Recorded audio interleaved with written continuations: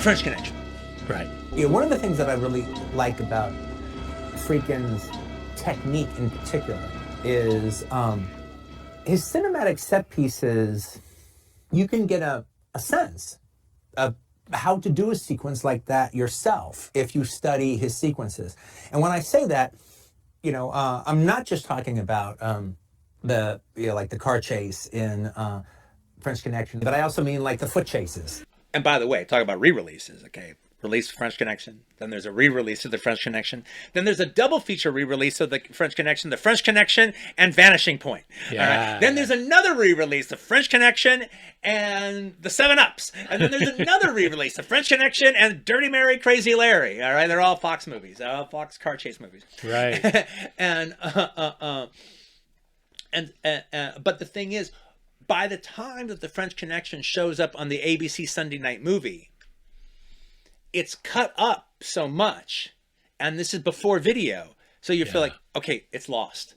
Yeah. Okay, now the movie's gone. Yeah, so they hung around a lot longer, but when they went to TV, it was as if they were gone for good. Yeah. You'll never be able to see, because it's before video, you'll never be able to see the French Connection the way it was when it came out. Well, actually, you would have be able to got French Connection because Magnetic Home Video was the first company out, and then they made a deal with Fox. All the Fox the Fox shit was the first shit that ever came out.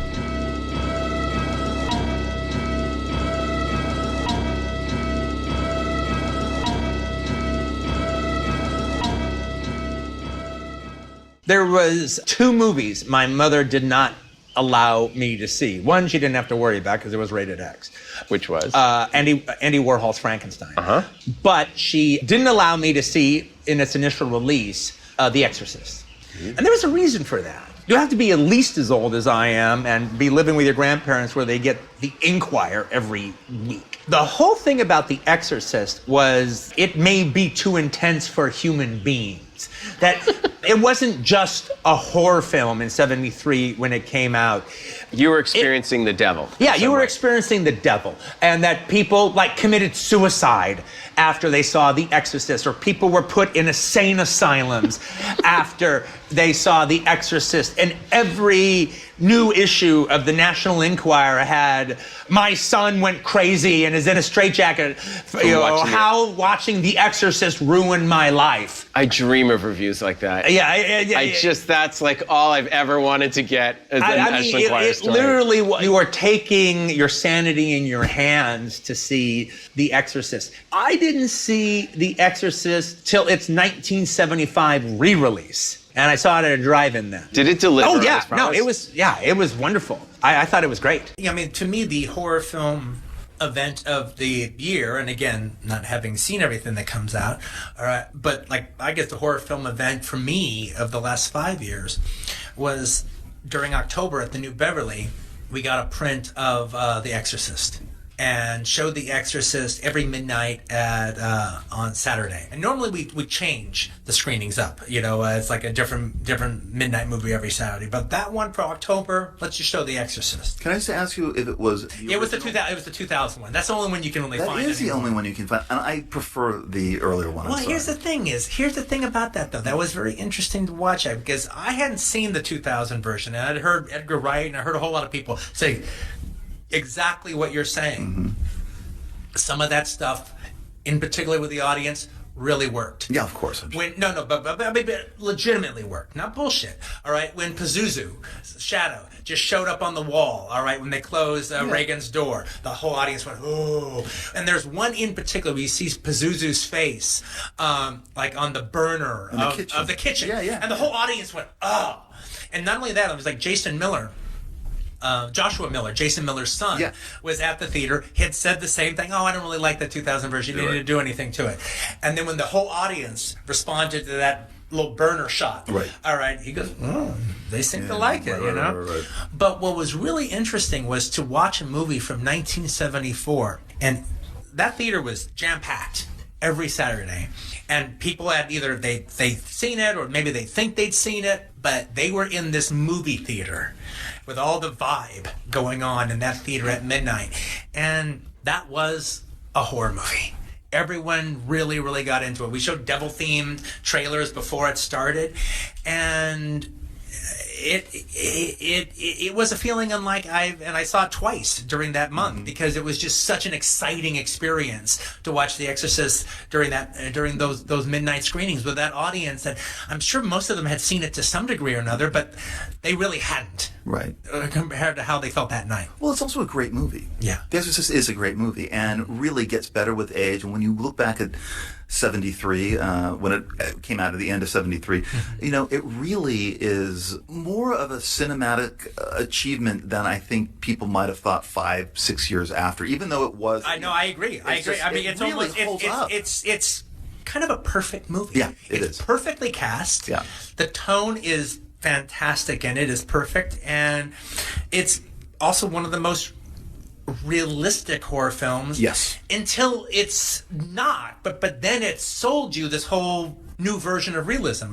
Now, oddly enough, Pauline Kael hated it. Well, she kicked the legs out from under it to one big absolute degree that I don't think I ever would have thought about earlier. And now when I look at it, it's one of the things that makes me love it, is the fact that it's The Exorcist's big achievement isn't the fact in convincing you that the devil exists. The Exorcist's biggest achievement is convincing you that Catholicism could handle it if he did exist, or that Catholicism is actually the one true religion. Yeah. In order for the devil to respond to holy water, he has to be completely indoctrinated in Catholicism. That's true.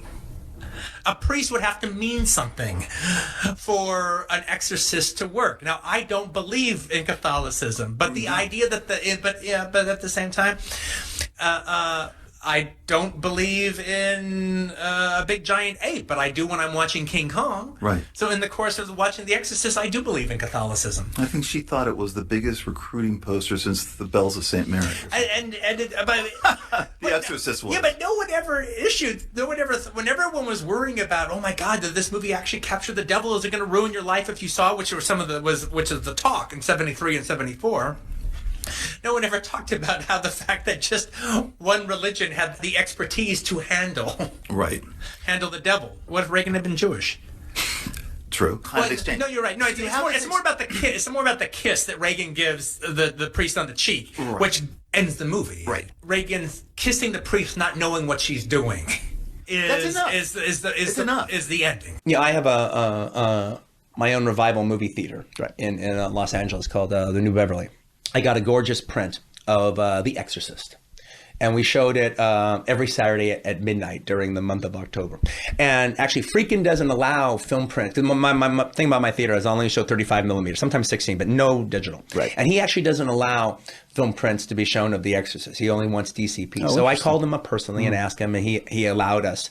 He gave Warner Brothers permission for me to show The Exorcist on film. And so we showed it, and it was an amazing experience. I actually hadn't seen the movie in quite a while, and it was killer, absolutely killer. And so good that I went and saw it like twice during the month that it played, the 4 times at midnight. And I sit there and watching it, and I imagined doing like a horror movie like that. And I even started reading some of the horror novels of the day to see, is there just one? Yeah. Was it made into a movie, or was made into a movie, wasn't made well? I was like reading The Sentinel, all right? And to see, well, how does that as a book? Actually, the book's really horrible. I'm still reading it, but I still want to get to the end of it. All right. But I had to be honest with myself, and I could never make The Exorcist the way he made it, because I don't think I could commit to that sober tone. And that's what the film is. It's that atmosphere that just lingers over that you and just washes lingering, you. Yeah, it's one note, but beautifully one note atmosphere. I would be forced. I just could, but I don't think anyone wants me to do that. Right. That would be me working at half speed. Sorcerer is, to me, one of the greatest movies ever made. Anytime a director tries to make a big movie that's difficult and that's challenging, there's always those 3 movies Sorcerer, Apocalypse Now, and Inquiry of the Wrath of God looking at you, telling you, no, you're just making a movie. You know, yeah, that might be a little rougher, and it might be taking you a long time to do it, and maybe you're fighting for the time to do it and do it right, like say something like when I do Kill Bill. Nevertheless, I'm not William Friedkin in Brazil or wherever the hell he was, shooting in the jungle, doing Sorcerer. The bridge scene is just one of the great suspense moments in cinema. It's one of the great filming of sequences, the imagery itself, the editing. I don't care why it didn't perform. I mean, as far as I'm concerned, it doesn't matter what the movies do. If the title had been less cryptic, if it had been the original title, which was William Friedkin's Dynamite, it might have done a little better, all right? If Steve McQueen had been in it, it might have done a little better, but yeah, but frankly, I don't really care about how well it did or not. And also, I think there also is just even a small point as far as me and Roger are concerned that we love William Friedkin's Sorcerer so much, and nobody at that time was talking about Sorcerer. So to see a movie rip off Sorcerer, it didn't matter that they're ripping it off. The fact that like Michael Mann knows to rip Sorcerer off when other people obviously don't. All right, that all of a sudden put it in this other category.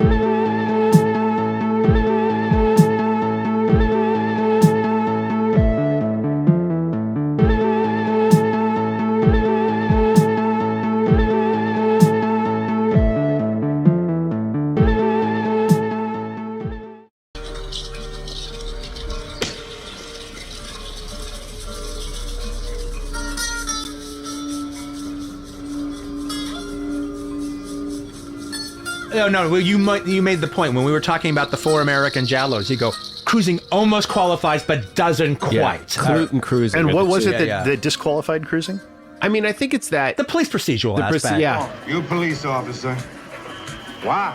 If it was just about the murder, it would be a Giallo. It's rare to almost never happens that a cop investigating the case is the lead character. And that was one of the things we left out. That's one of the things that we left out. Entirely.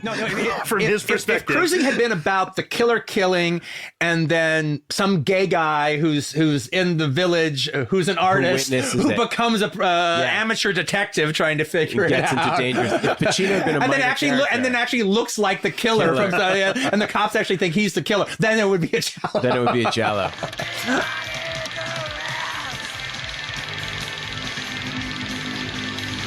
The origin of Dress to Kill is De Palma's failed attempt to do cruising. Because De Palma read the book for cruising, which is a bad book. I've read the book for cruising. All right. I love the Friedkin movie, but the book is trash. But and you should say you love the Friedkin movie, not the freaking movie. Yeah, the Friedkin movie. Not I love the freaking movie. Just want to clarify for our listeners at home. Well, De Palma had read the book and thought about turning it into a feature, and he wrote a script that, frankly, when you think about it now, deals with almost subtextually almost all the exact same subject of Dress to Kill. Ever been torqued? Had a man smoke your pole. Cruising was so authentic. I mean, it took you on the second level of hell kind of tour of those places in New York. The imagery is, while maybe not as explicit as gay is actually rougher than it's in most gay to be found in the late 70s. Cut to 1995. And I have a print of Cruising, and I'm doing a play on Broadway. And, a whole bunch of the people working on the play, as in a lot of theater in New York, are gay. And that time that Cruising represents, that's a world they only heard of. That world, more or less, went away after AIDS. So I had a screening of Cruising, and the whole crew from the play went to see it. And it blew their minds. They loved it. My favorite personal memory, though, of Friedkin was, it was like on Larchmont Village or something. I bumped into Billy and I go, "Hey, Billy, how you doing?" We talked for a little bit on the street corner and everything. And then I go, "Hey, I wanted to ask you, so like when you were doing Cruising and the gay community was in an uproar about the film and they were calling you names and they were picketing in the streets and stuff, and you just keep making your movie and you keep making it in their neighborhood and everything. I go, what did you think about all that? And he goes, I loved it!